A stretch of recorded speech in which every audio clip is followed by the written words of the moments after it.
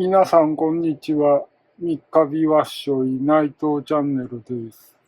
今日は2026年6月3日です。今日も平和です。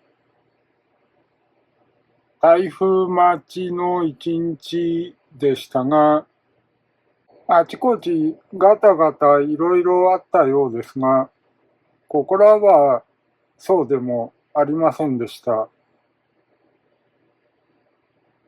はい、ヤフオクぼちぼちやってます。頑張ります。